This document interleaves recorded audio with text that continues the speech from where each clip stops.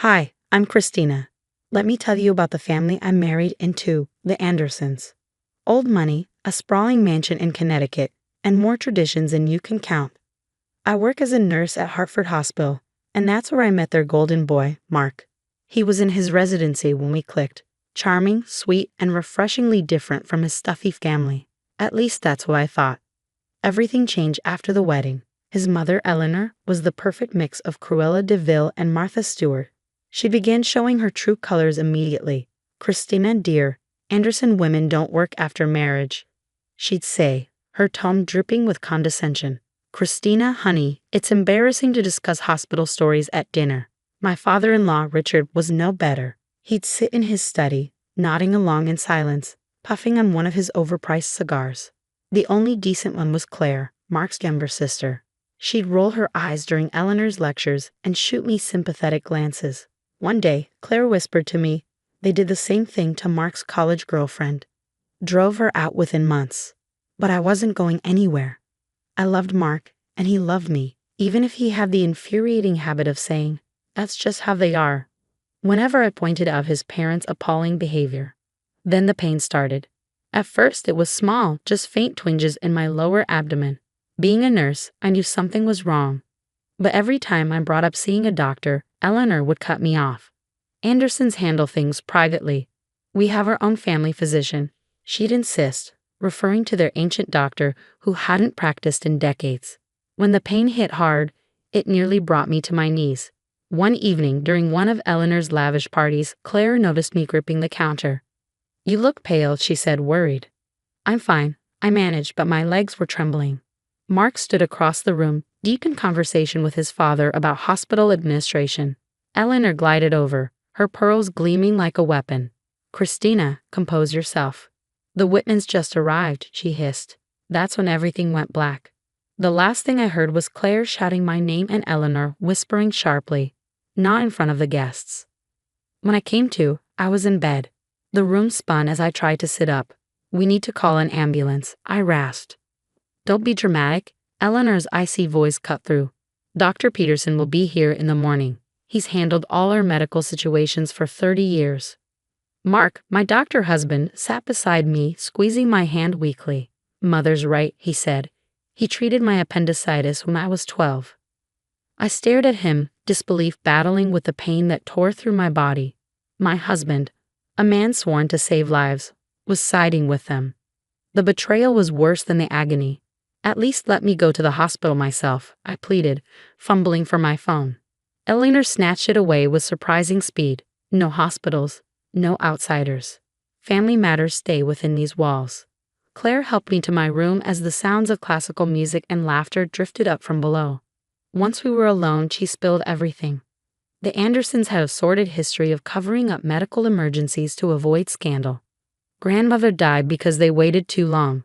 Cousin Sarah lost a kidney. Even my asthma was treated with herbal tea, she confessed, her voice trembling. They're obsessed with appearances. She gestured to her father's study.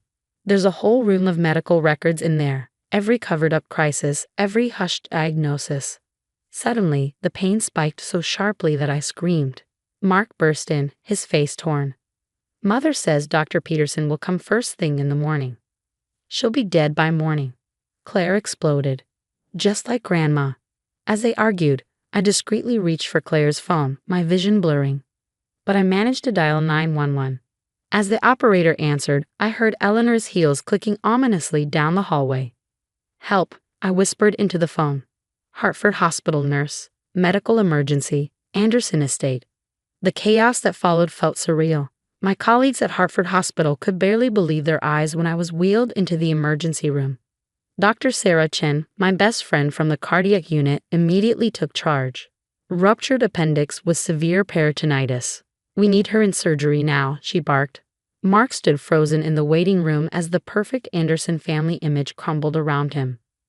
My coworkers, having seen too many cases of medical neglect, weren't about to stay quiet. Dr. Chen confronted Mark directly, her voice echoing across the ER. She could have died. As a doctor, you should know better. 4 hours of documented refusal to seek medical care, and now your wife has sepsis because someone decided appearances mattered more than her life. When I woke up 2 days later, Claire was sitting vigil by my bedside, clutching a thick manila folder. Mark was slumped in a corner chair, looking like he aged a decade overnight. I broke into Daddy's study, Claire announced, her eyes blazing. Every family medical incident for the past 40 years, Grammy's heart attack, Sarah's kidney failure, even your appendicitis, Mark. Everything they tried to hide. Mark finally stirred. I never knew. I remember being sick, but Mother always said it wasn't that serious. They gaslighted you your entire life, Claire snapped. Made you think their way was normal. Well, guess what? Christina's medical team is building a case. Criminal negligence, medical endangerment, they've got it all documented. That's when Hurricane Eleanor burst into the room, Richard trailing behind her. How dare you air our private matters, she hissed. I've already spoken to the hospital board about your staff's unprofessional behavior. Shut up, Mother. Mark's voice was quiet but firm. The room froze. He'd never spoken to her like that before. I've read the files, seen the evidence. You nearly killed Christina, just like you almost killed me, just like you killed Grammy. It stops now. Eleanor's face turned purple with fury. Everything I did was to protect this family's reputation, you ungrateful. Protect? I interrupted, sitting up despite the pain. Anger gave me strength. You left Sarah with one kidney. You watched your mother die rather than call an ambulance. You made your own son think suffering was normal. Some protection. Claire smiled grimly. The board already has copies of everything. Turns out, they're not big fans of wealthy families covering up medical emergencies, especially when one of their nurses was nearly killed. Richard stepped forward, likely preparing some patriarchal defense, but Mark cut him off. Get out. All your precious society friends will know exactly what kind of family the Andersons really are. Every single detail. Eleanor backed toward the door, sputtering, while Mark took my hand. I'm so sorry, he whispered, but they'll never hurt anyone again. Claire smirked. And we're just getting started. The medical board hearing became the scandal of Hartford's elite social circle. Eleanor and Richard sat stiffly in their designer suits as doctor after doctor testified about the Andersons' pattern of medical neglect. Their precious reputation unraveled thread by thread. Dr. Chen didn't hold back. Not only did they deny care to their daughter-in-law, she said, but we've uncovered 17 separate incidents of medical emergencies hidden or improperly treated, 1 resulting in death, 3 in permanent disability. The Anderson family lawyer looked like he was having an aneurysm. He might as well have been trying to defend the indefensible. Claire's documentation was airtight, and my medical colleagues refused to mince words. Mark testified last. I was conditioned from childhood to accept this as normal. My medical training was constantly at war with their family traditions. But watching them nearly kill my wife, that opened my eyes to decades of abuse. Eleanor's perfectly composed mask finally cracked. We were protecting you, all of you. Protecting us? I shot back, standing despite the still healing incision. It cost Sarah her kidney, cost your mother her life, and almost cost me mine. And for what? So you could keep hosting your charity galas?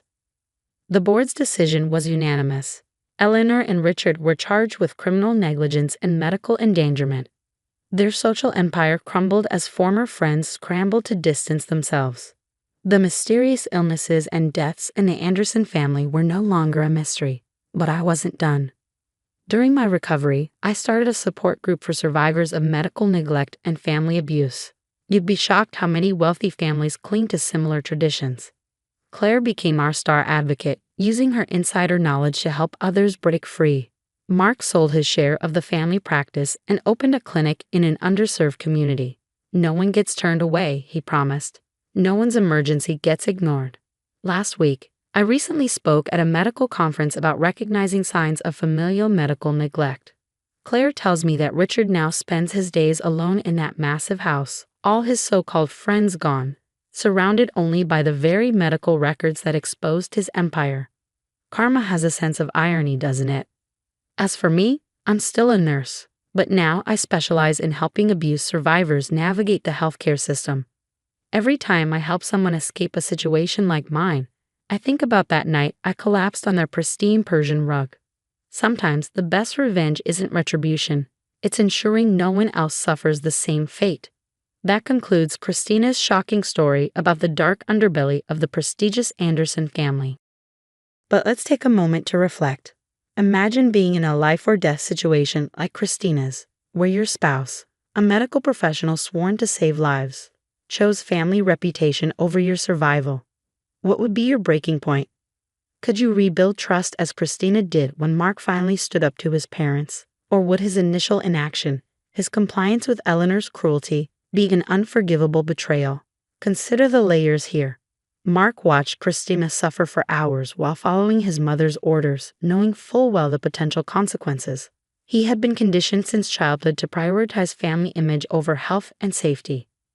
Yet, he eventually found his courage, broke free from his parents, and dedicated his life to making amends through his new clinic. So, which is worse?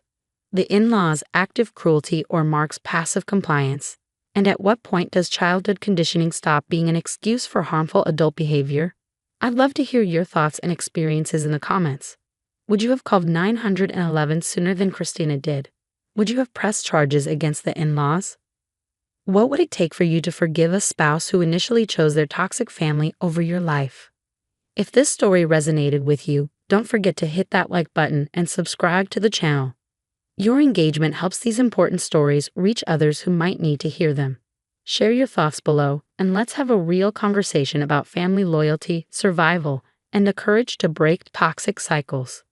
Turn on notifications so you don't miss the next story that might make you question everything you thought you knew about family dynamics. Together, we're building a community that supports survivors and holds toxic behavior accountable. Let's keep the conversation going.